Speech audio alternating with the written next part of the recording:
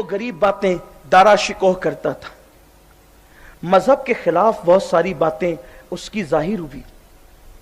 औरंगजेब को यूं महसूस हुआ कि अगर दारा की ये गलतियां ऐसे ही बढ़ती रही तो बादशाह के महल से कुफ्र शिर्क का माज़ अल्लाह जो है वो फैलाव होगा।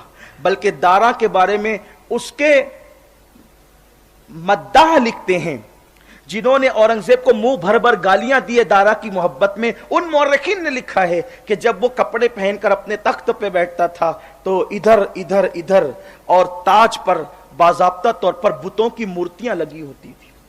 इस अंदाज से वो आता था। बल्कि कभी दिल्ली की जामा मस्जिद में जुमा पढ़ने आया तो भी इसी अंदाज से आया। कभी लोगों को जो है वो हिम्मत न हुई कि उसको टोके।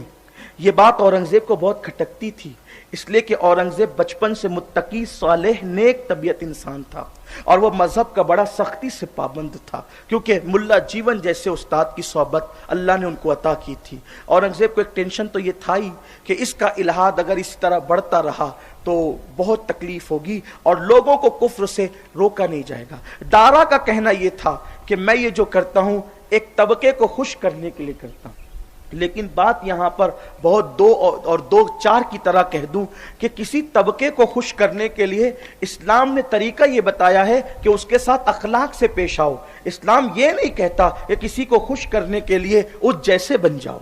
आप शराबी को खुश करने के लिए इतना तो कर सकते हैं, उसके चेहरे की तारीफ कर दे कि शराबी खुश हो जाए, उसके चलने की तारीफ कर दे कि शराबी खुश हो जाए, लेकिन आप शराब की तारीफ करें तो आप मुजरिम होंगे।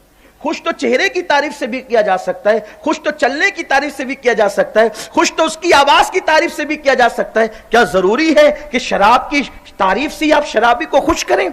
बल्कि यह तो उसको शराब पर दिलेर करना है, यह तो उसको शराब पर उकसाना है। और इस्लाम ने जिसको हराम किया तुम उसकी तारीफ कैसे कर सकते हो? तो यह कि एक तबके को खुश करने के लिए हम ये करते हैं, हरगिज नहीं। और सुन लो, कुरान ने कह दिया वलन तरदा अनकल यहूद वलन नसारा, कि तुम यहूद और नसारा को, काफिरों को उस वक्त तक खुश नहीं कर सकते हत्ता तत्तबिया मिल्लतहुम, जब तक कि तुम उनके मजहब में दाखिल ना हो जाओ वो तुमसे खुश नहीं हो सकते। तो ये खाम ख्याल कुरान ने फैसला कर दिया, आप काफिरों को काफिर बने बगैर खुश नहीं कर सकते।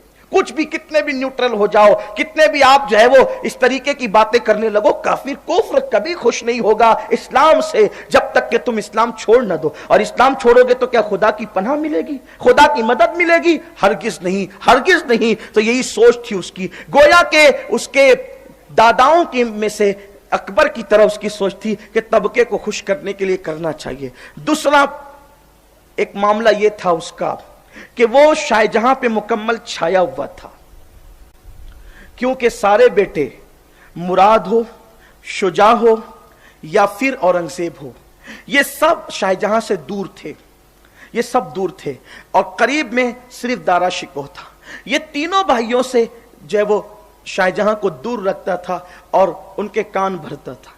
यूं तो दारा शिकोह से बड़ा प्यार था, लेकिन जब शाहजहां आखिर उम्र में मुब्तला हो गए मर्ज में, उनका पेशाब बंद हो जाता था, उनको आखिरी उम्र में ये मर्ज हो गया था, उम्र बड़ी हो गई थी, इसलिए शाहजहां रहमतुल्लाह ताला अलैह, कुछ बुढ़ापे में दिमाग भी कुछ कम काम करता है इंसान का, तो बहुत ज्यादा वर्गलाता रहता था। आखिरकार बेटे को पाकर उसकी हर हाँ में हाँ शाहजहां मिलाते थे, यहां तक के फिर बेटों को कत्ल करने की बात की तो शाहजहां ने उस पर भी मना नहीं किया। अब आप कहेंगे कि आप तो शुरू में कह चुके बड़े नेक थे, लेकिन भाई इंसान में कुछ खूबियां होती है और कुछ खराबियां भी होती है, लेकिन हम खूबियों का तस्करा करने बैठे हैं, मगर चूंकि तारीख आपके सामने पेश करना है ताकि गलतफहमी का इजाला हो, तो ये घेरे रहते थे अपने मामलात के साथ और शाहजहां को इन तीनों से मिलने भी नहीं देते थे। औरंगजेब की ख्वाहिश ये थी कि किसी तरह से मिल करके सारी गलत फहमियां दूर करें।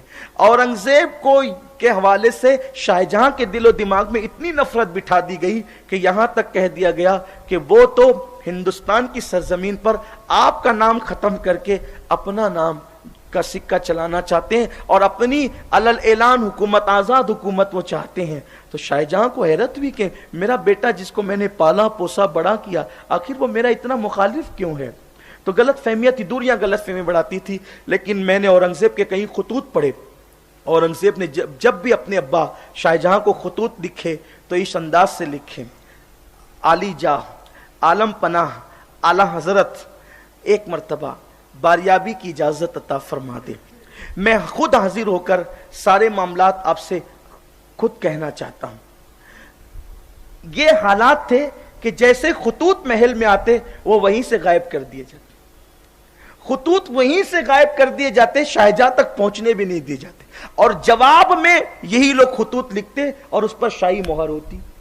اور ادھر سے عالی جاہ کہا جا رہا ہے، اعلی حضرت کہا جا رہا ہے، ادھر سے عالم پناہ کہا جا رہا ہے، ادھر سے جو ہے ذل اللہ کہا جا رہا ہے، اور ادھر سے جو ہے وہ تلخیاں ہیں. تو اورنگزیب کو حیرت ہوتی تھی، ہم اتنی محبتوں کی بات کرتے ہیں اور باپ ہو کر ادھر سے نفرتوں کا اظہار ہوتا ہے. تو حقیقت تو یہ تھی کہ خطوط نہ وہاں تک پہنچتے تھے اور نہ وہاں سے خطوط آتے تھے. اس معاملے میں جہاں شہزادی جہاں آرا بیگم نے بہت کلیدی رول ادا کیا، اللہ اس کی قبر پر رحمت و نور کی برسات فرمائے. اس نے یہ ساری محل کی صورتحال لکھ کر کے حضرت اورنگزیب کو روانہ کیا. اورنگزیب نے تہیہ کیا کہ کسی طرح سے یہ صورتحال وہاں تک پہنچے. آخر کار اورنگزیب جب وہاں پہنچے تو یہ پلان کر لیا گیا کہ جیسے یہ محل میں داخل ہوں گے انہیں قتل کر دیا جائے گا.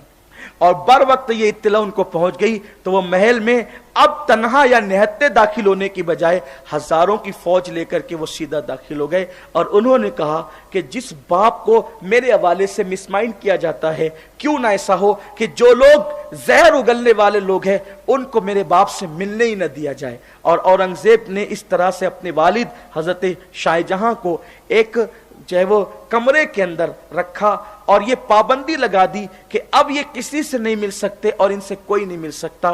اسی کو تاریخ کا غلط پروپیگنڈا کہتا ہے کہ اس نے اپنے باپ کو قید کر دیا.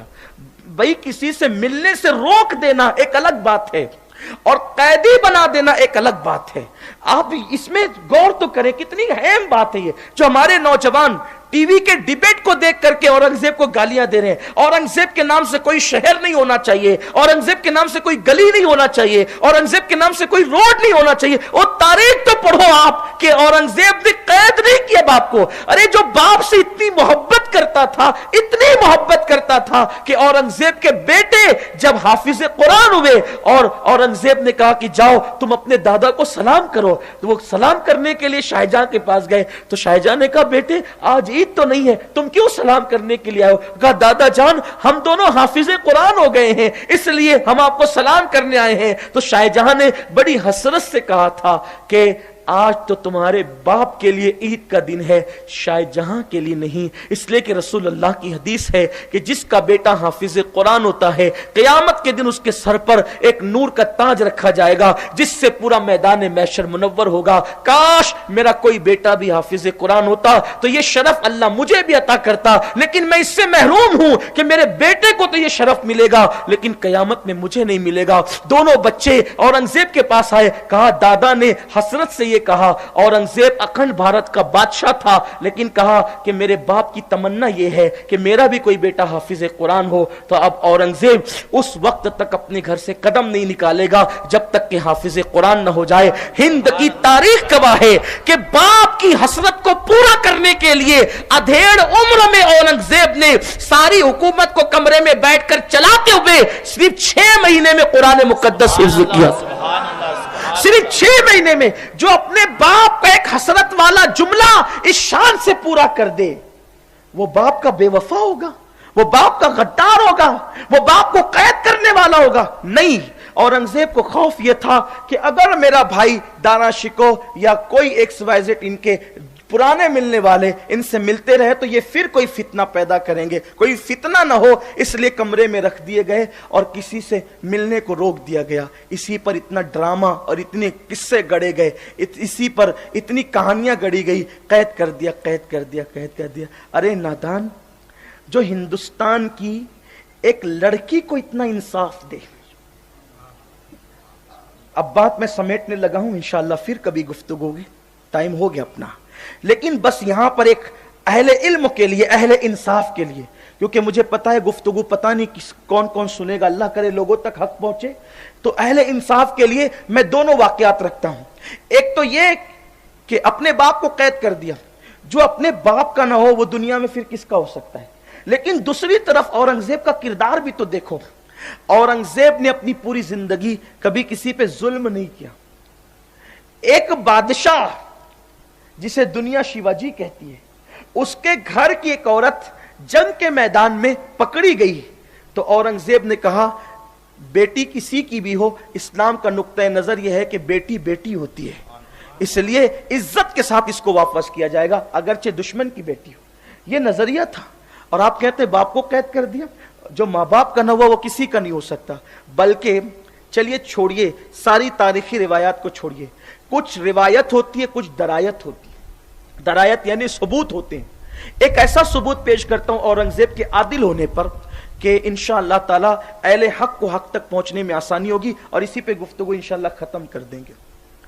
बनारस की सरजमीन पर जब आप बनारस जाएंगे, बनारस कोई आसमानों पर तो नहीं है ना, बनारस तो जमीन के ऊपर एक शहर है।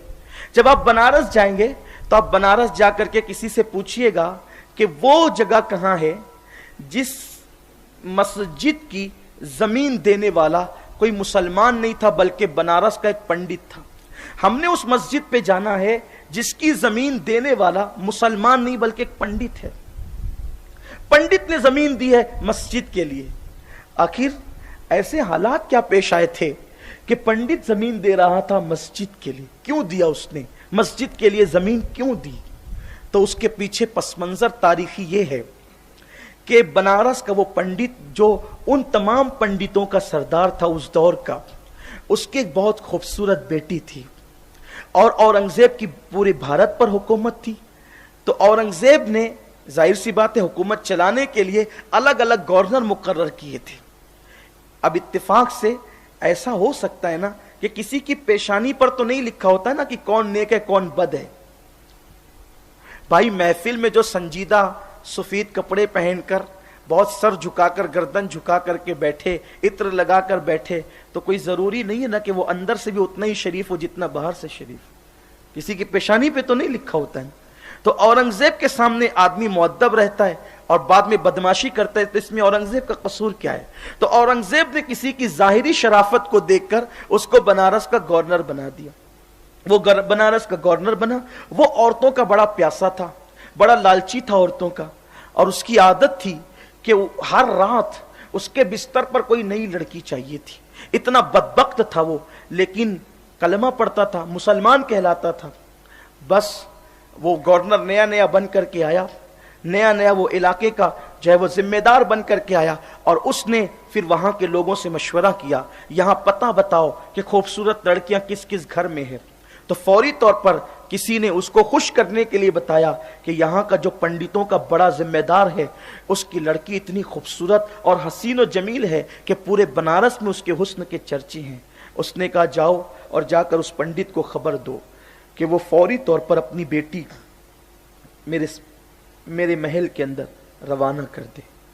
देखिए ये हिंद की जमीन है, यहाँ हिंदू हो या मुसलमान, न यहाँ का हिंदू कभी बेगैरत हुआ है न यहाँ का मुसलमान कभी बेगैरत हुआ है। इस जमीन के अंदर अल्लाह ने हया रखी है। हिंदुस्तान की जमीन में हया है, हिंदुस्तान की जमीन में मोहब्बत है, हिंदुस्तान की जमीन में पारसाई है। उसने गैरत से कहा ये कैसे हो सकता है कि मैं अपनी बेटी किसी के घर भेज दूं, अगरचे वो बादशाह का नुमाइंदा है, लेकिन ये तो पाप है ना, किसी लड़की के साथ जो वो रात गुजारना ये पाप है हमारे मजहब में भी और तुम्हारे मजहब में भी। मजहब तो पाप नहीं सिखाता, क्यों ऐसा करते हो, जाओ।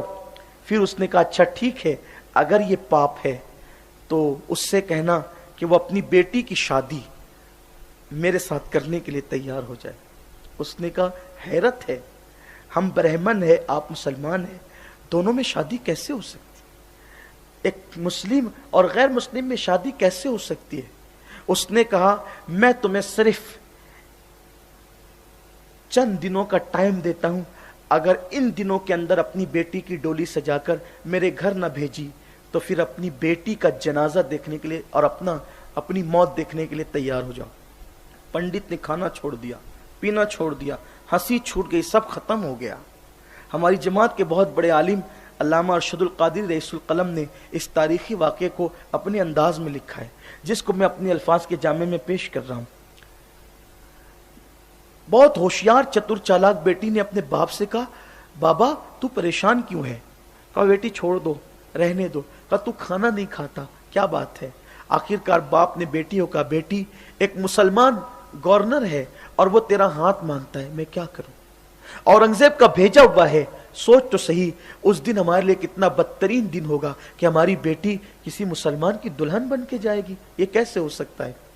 उस लड़की ने कहा, आप एक काम करें, उससे 1 महीने की मोहलत मांग लें। उससे कहना इतने दिन की नहीं, 1 महीने की मोहलत दे दें, 1 महीने बाद हम अपनी बेटी की डोली सजाकर तुम्हारे घर भेज देंगे। वो पंडित के पैरों के नीचे से जमीन खिसक गई। उसने कहा, बेटी मेरी बेटी किसी मुसलमान के घर जाएगी? कहा नहीं जाएगी, लेकिन आप उससे बात तो करें, 1 महीने का वक्त तो ले, इन सब ठीक होगा, सब खैर होगा, बस आप उससे 1 महीने का टाइम ले लें। बेटी की होशियारी पर बाप को बड़ा नाज था। उसने जाकर के कहा 1 महीने का वक्त दे, 1 महीने के बाद बेटी की डोली सजाकर भेज देंगे। इधर वो लड़की, बाप टाइम लेकर आया और वो लड़की बनारस से गायब हो गई।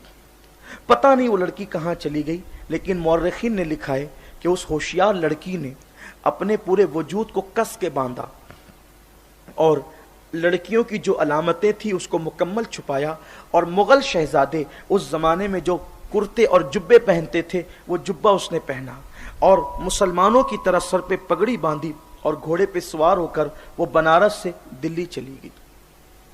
उन दिनों औरंगजेब का तरीक़ाकार ये था कि सुल्तान मोहिउद्दीन औरंगजेब आलमगीर जुमा की नमाज खुद पढ़ाते थे। ये इस्लाम का तरीक़ाकार है कि जो बादशाह होगा वो मस्जिद की इमामत भी करेगा। ये तरीक़ाकार है। ये और बात है कि आज के हमारे कारपोरेटर हज़रात को कलमा नहीं आता, ये एक अलग बात है। हमारा एमएलए गुस्ल का तरीका नहीं जानता, ये एक अलग बात है। ये रोना है हमारा, ये हमारी कम नसीबी है ये कि अहले इक्तिदार दीन नहीं जानते, ये एक अलग बात है। इसलिए कि लोग रिश्वतों पे वोट देते हैं, ये हालात हैं। जब तक लोग अपने ज़मीर की आवाज़ पर वोट देते थे उस वक्त तक के हमारे ताजदार ऐसे थे। अब जब से लोगों ने रिश्वतों पे वोटों को बेचना शुरू कर दिया है तो वोट देने वाला रिश्वत खोर होगा, तो जिसको दे रहा वो कौन सा ईमानदार होगा? अगर महफिल में कोई ऐसे लोग हो तो खुदा के लिए मुझे माफ़ करें।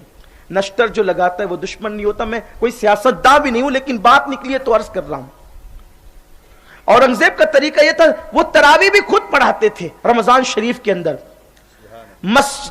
दिल्ली की जामा मस्जिद का तरावी का इमाम औरंगजेब होते थे। बल्कि बड़ा हसीन सा एक वाकया भी इस ताल्लुक से बयान किया जाता है। एक दिन औरंगजेब तरावी पढ़ा रहे थे, पीछे से किसी ने लुकमा दिया।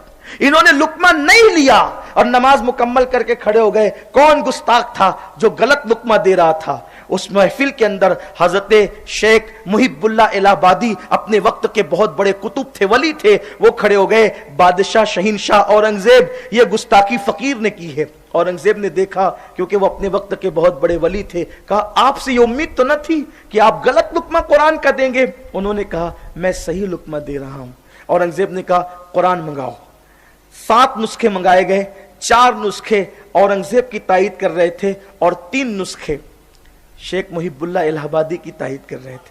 औरंगजेब ने कहा मेरी तरफ तादाद ज्यादा है, इसलिए मैं सही पढ़ रहा हूं। शेख मुहिबुल्लाह इलाहाबादी ने फिर क्या किया, अपनी चादर उठाई और औरंगजेब के सर पे डाल दिया। कहा अब बोल कौन सही पढ़ रहा था? तो औरंगजेब कदम पकड़ लेते हैं। कहा हजरत आप जो कह रहे हैं वही सही है। तो उस वक्त लोगों ने कहा कि एक फकीर की डांट पर औरंगजेब ने अपना मौकिफ बदल दिया। तो औरंगजेब ने कहा तुम्हें नहीं पता, जब इस फकीर ने अपनी चादर मेरे सर पे डाली तो लौहे महफूज पर मेरी निगाह पड़ गई और लौहे महफूज पर वही लिखा था जो हजरत मुहिबुल्लाह इलाहाबादी कह रहे थे। उस वक्त मुहिबुल्लाह इलाहाबादी ने फरमाया औरंगजेब तुम मुसहफ देख करके पढ़ते हो, हम औलिया अल्लाह लौहे महफूज देख करके पढ़ा करते। ये भी एक हसीन सा वाकया है, ये भी बड़ी शान वाली चीज है। तो औरंगजेब जुमा की नमाज के बाद वो जो सीढ़ियां है ना, आपने जामा मस्जिद तो देखी होगी दिल्ली, वो जो सीढ़ियां है उस पर बैठ जाते थे اور عام پبلک سے ملاقات ہوتی تھی اور لوگ اپنے اپنے مسائل اورنگزیب کے سامنے پیش کرتے تھے، سب کی سنتے تھے اورنگزیب۔ نماز جمعہ کے بعد ہفتے میں ایک دن تھا جو عوام کے لیے جو چاہے اپنی حاجت پیش کرے، جو چاہے اپنا مسئلہ پیش کرے، یہ انداز تھا حضرت اورنگزیب عالمگیر کا۔ لوگ بیٹھے ہوئے تھے، اورنگزیب بھی تھے۔ اچھا، آج کل سیکورٹی کا بڑا مسئلہ ہے۔ جو لوگ لیڈر ہوتے ہیں، جو لوگ پبلک میں مشہور ہوتے ہیں، ان کو جب ڈر لگتا ہے ہمیں کوئی مار نہ ڈالے، ہمیں کوئی دھکا نہ دے، ہمیں کوئی جو ہے وہ نقصان نہ پہنچا دے۔ یاد رکھنا، سیکورٹی رکھنا کوئی غلط بات نہیں ہے، لیکن جو کسی پہ ظلم نہیں کرتا اس پہ بھی ظلم نہیں ہوتا۔ یہ تاریخی جملہ سیدنا فاروق اعظم نے کہا ہے۔ جب روم کا ایلچی مدینہ منورہ میں آیا اور کہا کہ تمہارا بادشاہ کا محل کہاں ہے، تو روم کے ایلچی کو کہا گیا ہمارا کوئی بادشاہ نہیں ہے اور اس کا کوئی محل بھی نہیں ہے، البتہ ہمارا ایک امیر ہے جس کو ہم امیر المومنین کہتے ہیں، لیکن ہمارے گھروں سے زیادہ اس کا گھر کا حال خستہ ہے، ہاتھ اٹھاتا ہے تو اس کے چھت تک ہاتھ پہنچتی ہے۔ البتہ وہ اس وقت تو گھر میں نہیں ہوگا بلکہ اپنی بکریوں کو چرا رہا ہوگا کسی جنگل کے اندر، جاؤ وہیں جا کر اس سے مل لو۔ وہ روم کا ایلچی آیا تو اس نے کیا دیکھا کہ ایک جنگل کے اندر ایک درخت کے نیچے بکریاں چر رہی ہے اور فاروق اعظم ریت پر ہاتھ کا تکیہ بنا کر سوئے ہوئے۔ نرم گدوں پر کروٹیں بدلتے ہیں، خوف سے نیند نہیں آتی، اس لیے کہ کرپشن جو کرتے ہیں انہیں نیند کب آئے گی، رشوت جو کھاتے ہیں انہیں نیند کب آئے گی، لوگوں کا مال ہڑپ کر جاتے ہیں انہیں نیند کب آئے گی۔ اسی لیے کسی نے بہت اچھے انداز سے کہا ہے کہ سو جاتے ہیں فٹ پاتھ پر اخبار بچھا کر، مزدور کبھی نیند کی گولی نہیں کھاتے۔ بہت ایمانداری سے کمانے والوں کو نیند کی گولیاں کھانے کی ضرورت نہیں پڑتی۔ اللہ ہم سب کے حال پہ رحم فرمائے۔ ہاتھ کا تکیہ بنا کر 3 بر اعظموں پہ حکومت کرنے والا عمر ابن خطاب ایک درخت کے نیچے ریت پر سو رہے ہیں۔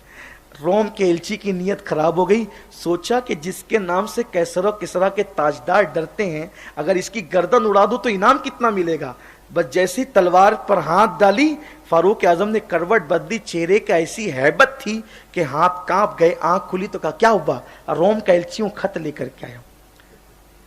خط لیا اور اس کے بعد کا ایک بات بتائیں کہ آپ کے نام سے کیسر و کسرا کے تاجدار کانپتے ہیں اور آپ اس طرح سے بے خوف سو رہے، آپ کو ڈر نہیں لگتا کہ آپ کو کوئی قتل کر دے گا، نقصان پہنچائے گا؟ اس دن فاروق اعظم نے ایک تاریخی جملہ کہا تھا، جو ظلم نہیں کرتا اس پہ بھی ظلم نہیں کیا جاتا۔ ہم نے کبھی کسی پہ ظلم کیا ہی نہیں تو ہم پہ ظلم کیوں کیا جائے گا؟ یہ بات ہے۔ اور پھر ہم ایمان رکھتے ہیں تقدیر پر، اگر قدرت نے موت لکھ دی ہے تو چونٹی کے کاٹنے سے بھی موت آ سکتی ہے، اور قدرت نے موت نہیں لکھی ہے تو تلواروں کے گھائل ہونے سے بھی کوئی موت نہیں آ سکتی۔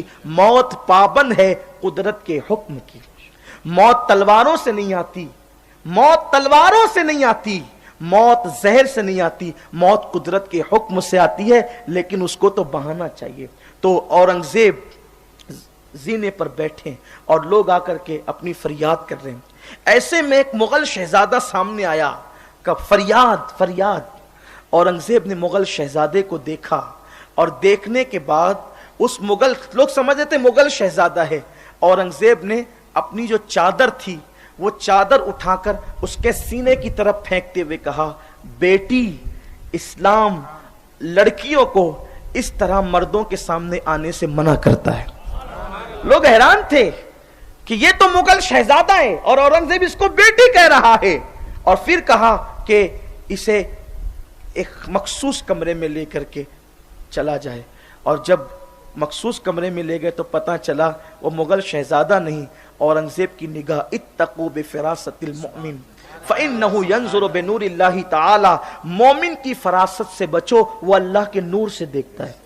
خدا ایمان والوں کو دل میں آنکھیں عطا کرتا ہے، جسے لوگ مغل شہزادہ سمجھ رہے تھے، اورنگزیب نے اس کو پہچان لیا اور پھر کہا، بیٹی بات کیا ہے؟ اس نے پوری داستان سنائی۔ اس نے کہا، جا بیٹی، جا کر کے تیرے باپ سے کہنا کہ متعینہ مدت پر ڈولی سجا کر روانہ کرتے، جا۔ اس کے پیروں کے نیچے سے زمین کھسک گئی۔ आखिर मुसलमान ने मुसलमान ही का सपोर्ट किया।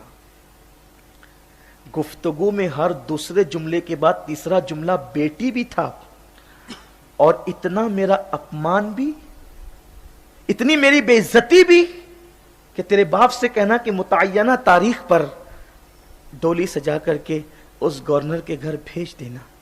लेकिन जब वो लड़की थी, होशियार थी, जब दिलों में तासुब नहीं होता तो सोचने के अंदाज भी बदलते हैं। उसने सोचा कि उसने दो जुमले के बाद, हर दो जुमले के बाद मुझे बेटी कहा है, तो ये बादशाह बेटी कहने की लाज जरूर रखेगा। जो मुझे बात बात पे बेटी कहता था, वो बेटी कहने की लाज जरूर रखेगा। लड़की बनारस आई, बाप से ने कहा कहां गई थी?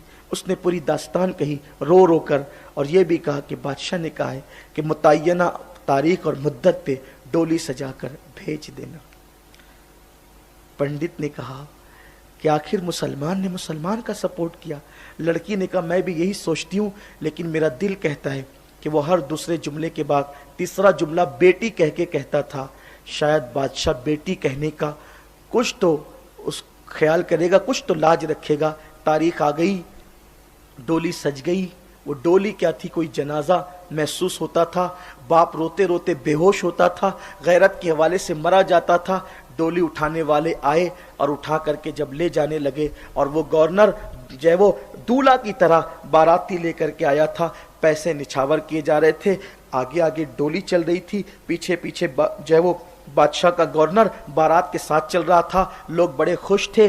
बादशाह शराब भी पीता था, बारात में भी शराब पी जाती थी, पैसे लुटाए जाते थे। उस वक्त मशअले जल रही थी, शाम का वक्त था। ऐसे में जब वो गवर्नर की बारात आगे चली तो लोगों ने देखा एक कंबल पोश लोगों को चीरता हुआ वो गवर्नर के करीब गया, और उसके घोड़े के करीब जाकर के उसने यूं हाथ फैलाया और कहा इस खुशी के मौके पे मुझे भी भीख दे। तो उसने गुरूर और तकब्बुर से कहा जमीन पे गिरे हुए पैसे पड़े हैं, उठा ले, फकीर के लिए इतना ही काफी है। तो उस आने वाले ने कहा मैं वो फकीर नहीं जो नीचे की गिरी हुई रकम लेता हूँ, मैं वो फकीर हूँ कि मैं हाथ में भीख लेता हूँ। तो उसने कहा चल खुशी का मौका है, तेरी ये बात भी पूरी कर देते हैं। जेब से निकाले, और निकालने के बाद जैसे ही हाथ पे रखे, हाथ की कलाई पकड़ ली गई, और इतनी जोर से पकड़ी कि वो गवर्नर हैरान रह गया कि आखिर ये कौन है।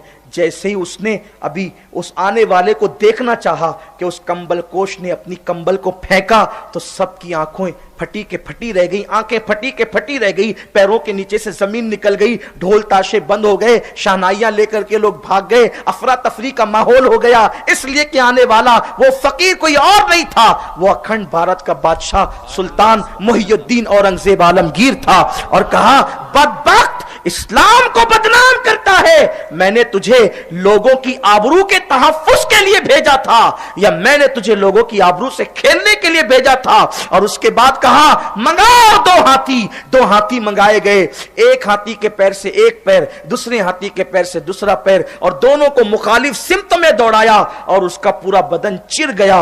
औरंगजेब ने ऐलान किया हिंदुस्तान की किसी भी बेटी पर कोई नजर उठाएगा तो औरंगजेब उसका अंजाम ये करेगा, बेटी की आबरू से खेलने वालों का अंजाम ये होगा। उस वक्त बनारस की शाम वो तारीखी शाम हो गई। पंडित ने अपनी बेटी की आबरू को बचते हुए देखा। औरंगजेब ने पंडित को साथ लिया, उस बेटी को साथ लिया, और कहा पंडित जी आपके घर चलना है। वहां जाकर औरंगजेब बैठे, बैठने के बाद पानी मंगाया, पानी पिया, और कहा कुछ है खाने के लिए। पंडित के घर जो भी था उसने पेश किया। औरंगजेब ने खाना खाया, और उसके बाद 2 रकअत नमाज अदा की उसी पंडित के घर में। पंडित ने बड़ी सादगी से पूछा औरंगजेब तेरे घर खाने की कोई कमी तो नहीं, तूने मेरे घर का खाना मांग कर क्यों खाया? तो औरंगजेब ने पंडित से जवाब दिया पंडित जी जिस दिन आपकी बेटी फरियाद लेकर आई थी उस दिन जामा मस्जिद की मस्जिद के जीने पे बैठ के मैंने कसम खाई थी इस बेटी की इज्जत को जब तक मैं महफूज न कर लूं मुझ पे खाना भी हराम है और पीना भी हराम है और सोना भी हराम है। आपकी बेटी दिल्ली से क्या गई? उस दिन के बाद से ना मैंने खाना खाया, ना पानी पिया, ना मैं सोया। मुझे एक फिक्र थी کہ ہندوستان کی ایک بیٹی کی عزت کی حفاظت کرنا ہے. اب بھوک اتنی شدت سے لگی تھی، میں اپنا کام پورا کر چکا، اس لیے میں نے کھانا بھی کھایا، پانی بھی پیا اور 2 رکعت شکرانے کی نماز ادا کی کہ اللہ تیرا شکر ہے میں نے ایک مظلوم کو انصاف دلایا ہے. پنڈت نے کہا اورنگزیب تم نے یہاں 2 رکعت شکرانے کی نماز پڑھی ہے، اب یہاں کوئی اور کام نہیں ہوگا، یہاں ہمیشہ اب نماز ہی ہوتی رہے گی.